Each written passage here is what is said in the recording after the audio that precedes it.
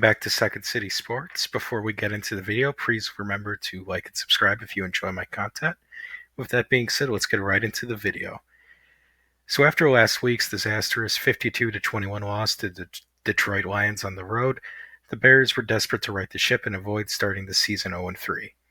Luckily for the Bears, they ran into an opponent that had also started the season awkwardly, the Dallas Cowboys.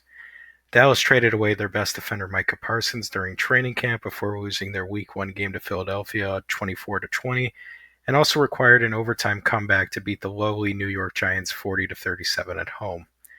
Another note to mention is that former Bears head coach Matt Eberflus made his return to Soldier Field as he was hired by Dallas to be their defensive coordinator after being fired by the Bears after a Week 13 loss to Detroit last season, the game where he forgot that they had timeouts, in case anybody forgot.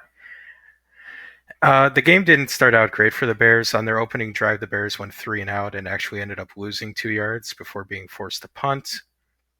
Luckily, momentum swung in their favor as Tyreek Stevenson, yes, Tyreek Stevenson, made a great play forcing and recovering a fumble on an unsuspecting Javonte Williams after a long run.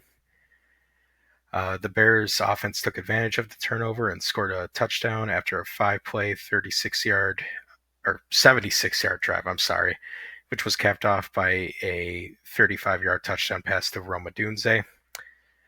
Dallas scored a field goal on their next drive, but the Bears answered with another touchdown, this time a 65-yard flea flicker touchdown to Wilford Burden to make the score 14-3. It was a very cool play. Very cool. Very, very, very cool. Dallas would start the second quarter with a field goal to make it a one-score game yet again, 14-6, and the Bears would punt going 3-and-out. Dallas responded with a touchdown and got the 2-point conversion to tie the game up at 14. So I'm sure, like a lot of other Bears fans, I was at this point getting very nervous and frustrated because I had seen the first 2 weeks and what would happen to the Bears when they came up against adversity. But unlike in the previous weeks, the Bears did not bury their heads in the sand when faced with a challenge and responded with a 30-yard field goal to retake the lead, stop the bleeding, get some momentum back. The Bears then forced Dallas to go 3-and-out and then ran a beautiful 2-minute drill, which resulted in a 10-yard touchdown pass to Cole Kmet, giving the Bears a 24-14 lead going into the half. From there, it was pretty much all of the Bears. They scored one more touchdown in the game to put it on ice. A beautiful 19-play drive that lasted nearly 10 minutes, 9 minutes, 54 seconds total. And the defense contributed 3 interceptions, shutting out Dallas in the second half. Basically just killed the game off in the fourth quarter.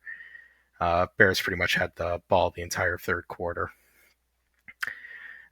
So, in summary, this was a great all-around performance from the Bears, and it was one they desperately needed. Starting a season 0-3 in the NFL is almost a death sentence, and that's when you get to the point where, the players are going to start having players-only meetings. There's going to be talk about, maybe not because Ben Johnson's a first-year head coach, they probably want to be talking about the coach, but maybe like Ryan Poles would be under some pressure. Stuff like that could happen. Bad apples could start to pop up in the locker room. Some guys might have to get traded. But, starting the season 1-2, it's a little bit better of a situation. Obviously not great. That being said, they were able to create some momentum this week. Next week, they play another beatable team in the Las Vegas Raiders. So hopefully they can carry some momentum into that game. Obviously, this week there are some caveats to point out. CeeDee Lamb left the game early with an injury. Trayvon Diggs and Kenny Clark were also hurt. Those are some key players for Dallas. Also, not everything was perfect for the Bears as well. They still had some penalty issues, especially Darnell Wright. He struggled all season with it. I think, going off the top of my head, he had 3 penalties, like a false start, a holding. I think he had something else as well. So he needs to improve. He needs to get his head on right. But overall, I think this was still a great team performance. Caleb Williams was, I think, the best player on the field, which is great to see. Tom Brady was being very praising with him. He liked what he saw a lot, which I think is a pretty high honor, considering Tom Brady's probably the best quarterback to ever play. Odunze, he continued his great start to the season.